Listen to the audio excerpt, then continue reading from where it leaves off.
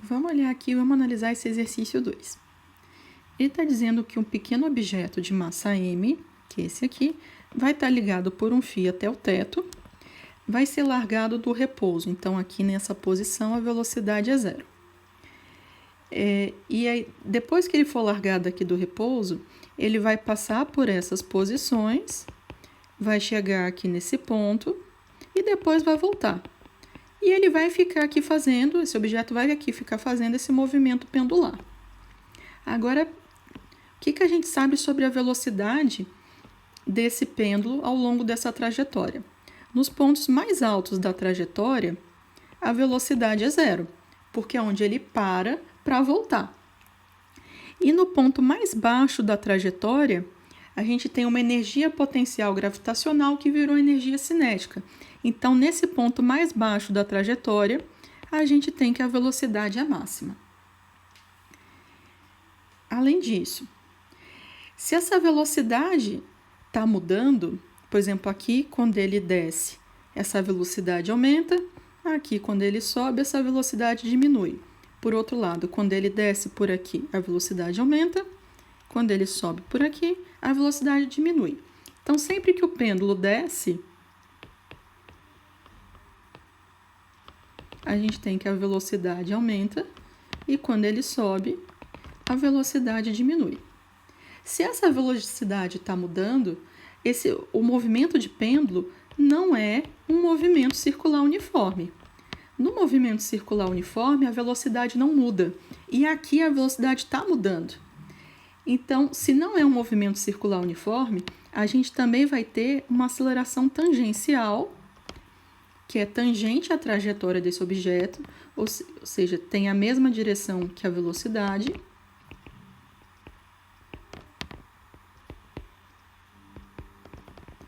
E essa aceleração tangencial ela vai estar mudando. Em alguns momentos ela vai estar acelerando esse corpo, em outros momentos ela vai estar freando esse corpo. E em alguns momentos a gente também vai ter a aceleração centrípeta. Lembra que o módulo da aceleração centrípeta é mv² sobre o raio?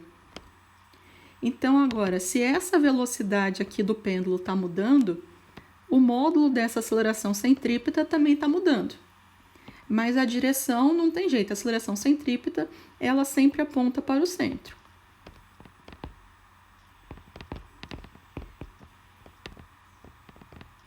Mas se a gente pensar na aceleração desse corpo como todo, essa aceleração pode ter duas componentes, a tangencial e a centrípeta. E aí, se a gente pensar agora na aceleração total desse corpo, ela vai ser uma soma vetorial da aceleração tangencial mais a aceleração centrípeta. Lembrando aqui que essa soma é vetorial, não é escalar. Vamos agora, então, analisar as alternativas.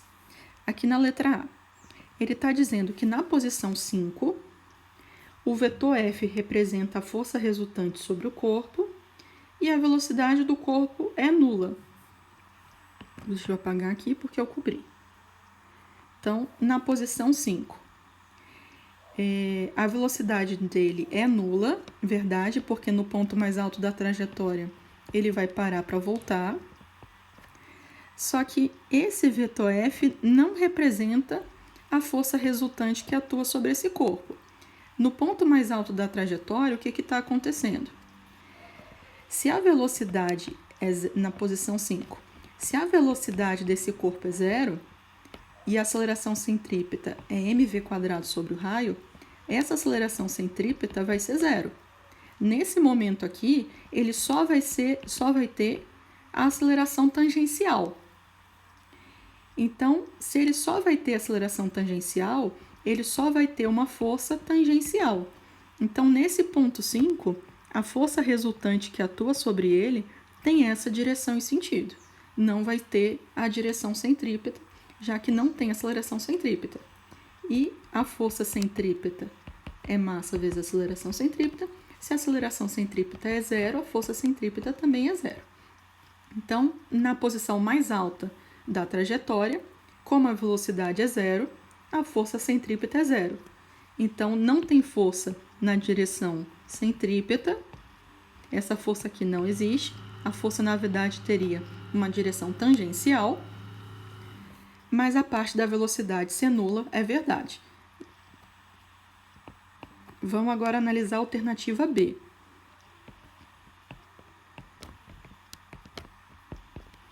Na posição 4, o vetor D representa a aceleração do corpo e o vetor E representa a sua velocidade. Bom, ele disse também que esse corpo está indo da esquerda para a direita. Então, na posição 4, ele está vindo nessa direção. Então, a velocidade é sempre tangencial à trajetória. Então, o vetor E representar a velocidade é verdade. Agora, pensando na força resultante que atua sobre esse corpo. A gente sabe que ele tem aceleração centrípeta. A aceleração centrípeta é mv² sobre o raio. Se essa velocidade não é zero, a aceleração não é zero. E se ele tem aceleração centrípeta, ele também tem uma força centrípeta. Então, nessa posição 4, ele tem aqui uma força centrípeta.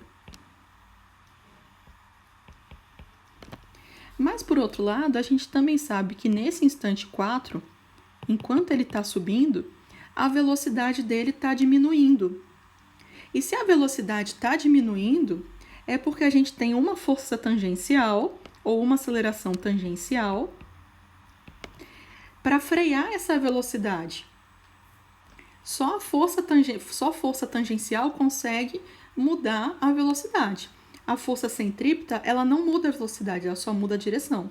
Por isso, tem que estar havendo uma força tangencial também para mudar o módulo dessa velocidade.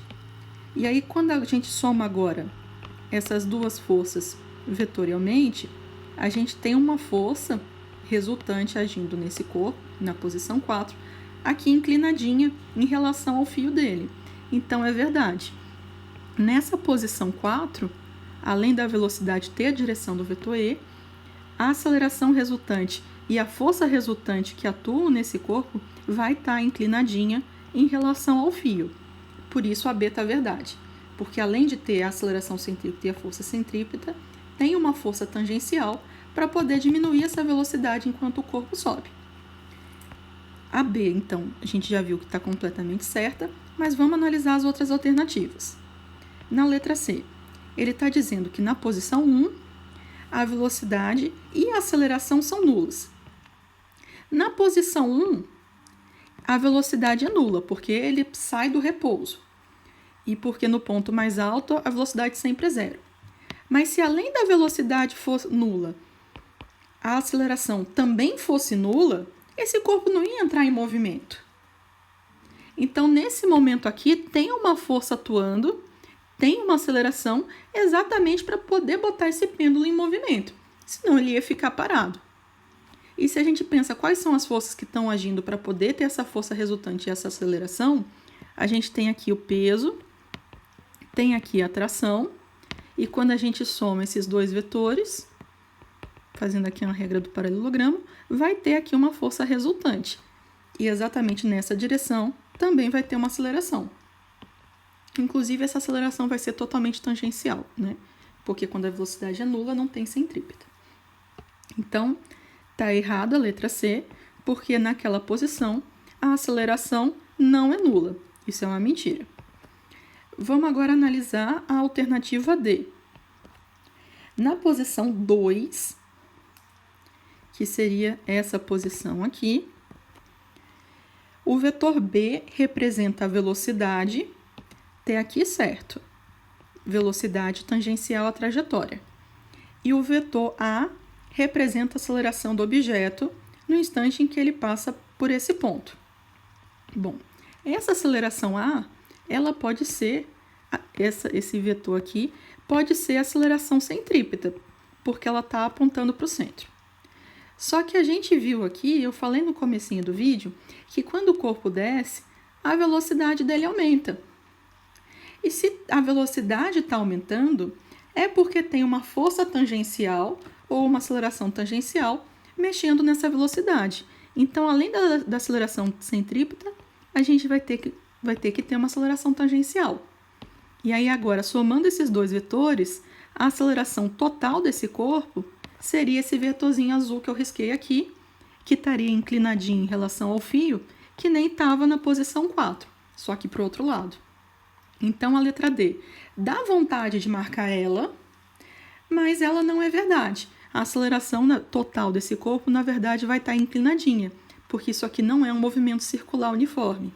Essa B seria verdade se fosse um movimento circular uniforme, só que não é. E, então, essa D também é falsa. Agora, a letra E. Na posição 3, a aceleração do objeto é nula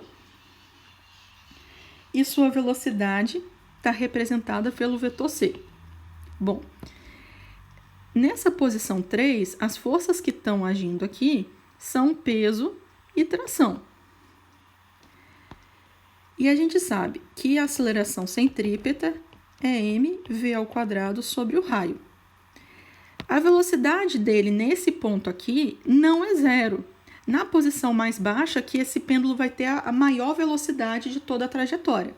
E aí, se essa velocidade não é zero, essa aceleração centrípeta também não vai ser zero. Não tem como multiplicar um monte de coisa positiva e isso dá zero. E aí, se essa aceleração não é zero, então essa tração vai ser maior que o peso para poder ter uma força centrípeta e ter uma aceleração centrípeta. Então, é mentira. A aceleração aqui não é nula porque tem uma aceleração centrípeta, já que tem uma velocidade. Até porque ele não vai seguir reto, né? Ele vai fazer uma curva. Então, se vai mudar a direção, tem que ter uma força centrípeta ajudando. Por isso, a A, a C e a D aí estão erradas e só a B é verdadeira.